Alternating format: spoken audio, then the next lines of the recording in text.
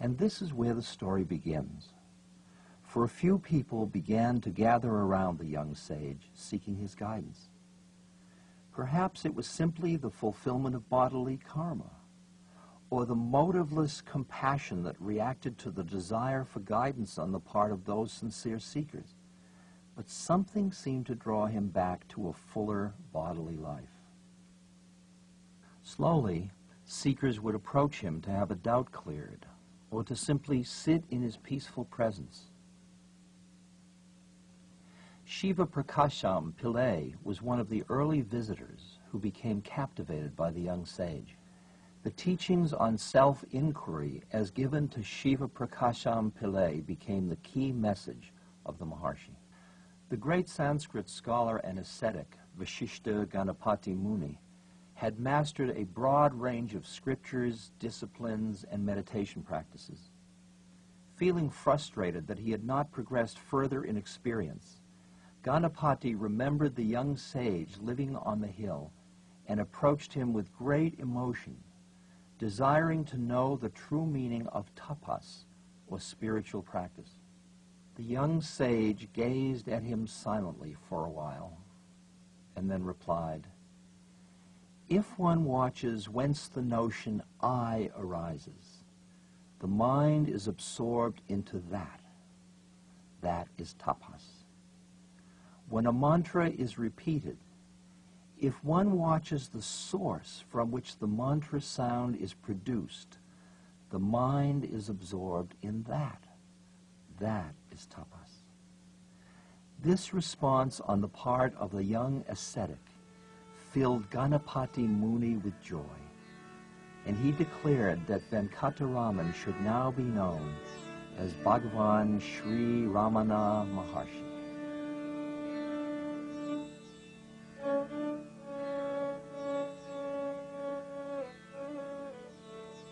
Call it by any name, God, self, the heart, or the seat of consciousness.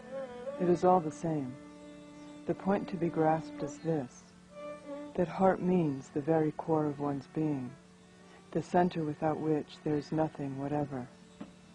Questioner: how is the mind to dive into the heart? Maharshi: the mind now sees itself diversified as the universe. If the diversity is not manifest, it remains in its own essence. That is the heart. Entering the heart means remaining without distractions. The heart is the only reality. The mind is only a transient phase. To remain as oneself is to enter the heart. Self-surrender is the same as self-knowledge, and either of them implies self-control. Surrender can take effect only when it is done with full knowledge as to what real surrender means. Such knowledge comes after inquiry and reflection and ends invariably in self-surrender. Surrender is to give oneself up to the original cause of one's being. Do not delude yourself by imagining such a source to be some God outside of you. One source is within oneself. Give yourself up to it. That means you should seek the source and merge in it.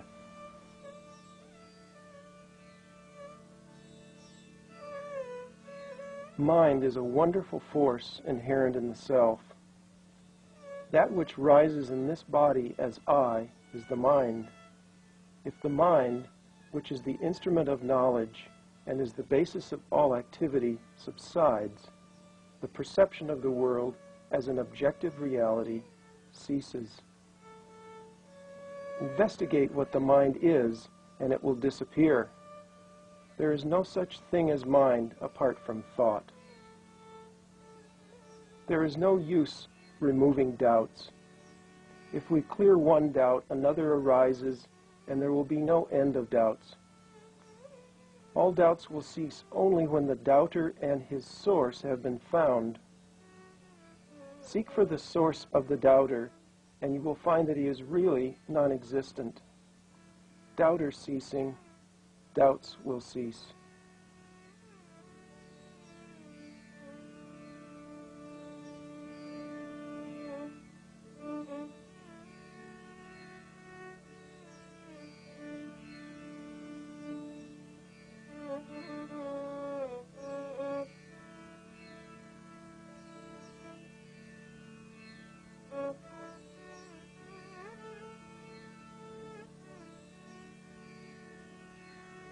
When the mind gets absorbed in the heart, the ego I, which is the center of the multitude of thoughts, vanishes, and pure consciousness, or the self, which subsists during all the states of the mind, alone remains resplendent. It is this state, where there is not the slightest trace of the I thought, that is the true being of oneself.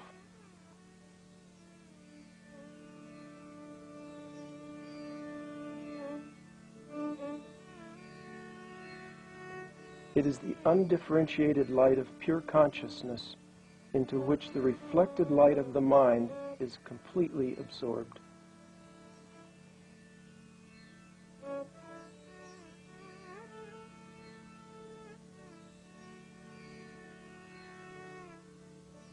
There are neither good nor bad qualities in the self. The self is free from all quality. If there is unity, there will also be duality. The numeral 1 gives rise to other numbers. The truth is neither 1 nor 2. It is as it is.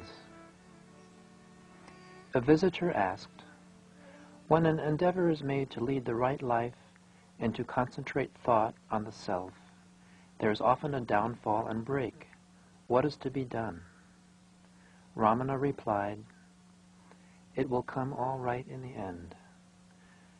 There is the steady impulse of your determination that sets you on your feet again after every downfall and breakdown. Gradually the obstacles are all overcome and your current becomes stronger. Everything comes right in the end. Steady determination is what is required. It is no doubt said in some books that one should go on cultivating one good quality after another, and thus prepare for liberation. But for those who follow the path of self-inquiry, their effort is itself quite enough for acquiring all good qualities. They need not do anything else. Questioner, how is one to realize the self? Maharshi, by overcoming mental habits. Questioner, how to overcome the mental habits? Maharshi, by realizing the self. Questioner, that is a vicious circle. Maharshi, it is the ego which raises such difficulties, creating obstacles, and then suffers from the perplexity of apparent paradoxes. Find out who makes the inquiries, and the self will be found. I think there are some people who say you have to be prepared for the Ramana's teaching. And if you're not ready, you've got to do all sorts of other things to prepare yourself. But my understanding is that Ramana Maharshi never said to any of his inquirers, you're not ready to see who you are. Go away and get yourself sorted out as a human being. Go in for psychotherapy and so forth. He never, to my knowledge, and I've read everything available in English about him and by him, he never said, you aren't ready. I think everyone is ready, but we pretend we aren't ready. And if you say, well, I've got to do all sorts of things before I am in a position to see who I am, I say that's never ending.